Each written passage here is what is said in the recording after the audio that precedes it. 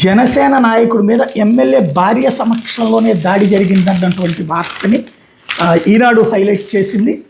తన కుటుంబం మీద తప్పుడు పోస్టులు పెడుతున్నాను ఆగ్రహించిన పోలవరం జనసేన ఎమ్మెల్యే చిర్రి బాలరాజు భార్య జ్యోతి తమ పార్టీ నాయకుడి మీద దాడి చేయించారన్న ఆరోపణలు ఆ నియోజకవర్గంలో కలకలం రేపాయి.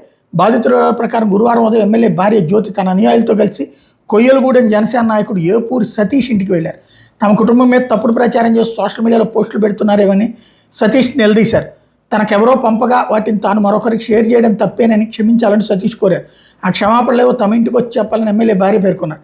ఇంతలో ఆమె అనుయాయులు సతీష్ని తమ వాహనంలోకి ఎక్కించి తీసుకెళ్లారు. దారిలో ఆపి సతీష్ని కారులోంచి దించి ఇనపరాడుతో తీవ్రంగా గాయపరిచారు. ఆ తర్వాత అతన్ని కొయ్యలగూడెం పోలీస్ స్టేషన్ తీసుకెళ్లారు. కారు ఆగగానే సతీష్ స్టేషన్ లోపల పరిగెత్తి తన మీద దాడి గట్ట పోలీసులు వివరించారు. అప్పటికే అక్కడ ఉన్న జనసేన నాయకులు అతన్ని ప్రైవేట్ ఆసుపత్రికి తరలించారు.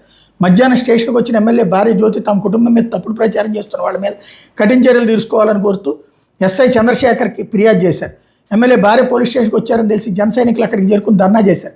ఆమె కారు ముందు నేల మీద కూర్చుని నిరసన తెలిపారు. ఎస్ఐ చంద్రశేఖర్ ఎంత చెప్పినా అనుకున్న నిందితుల మీద కఠిన చర్యలు తీసుకోవాలని నినాదాలు చేశారు. బాధితుడు సతీష్ని జనసేన ఉమ్మడి జిల్లా అధ్యక్షుడు కొటికలపూడి గోవిందరావు ఆసుపత్రిలో పరామర్శించారు. ఆ తర్వాత స్టేషన్లో ఎస్ఐతో మాట్లాడుతూ నిందితులు శిక్షించాలని సూచించారు. ప్రతి కుటుంబంలోనూ గొడవలు ఉంటాయని ఆరా తీసి వాటిని సోషల్ మీడియాలో పెట్టి అల్లరి చేయడం తగదంటూ ఎమ్మెల్యే భార్య మాట్లాడిన వీడియోను మీడియాకు విడుదల చేశారు.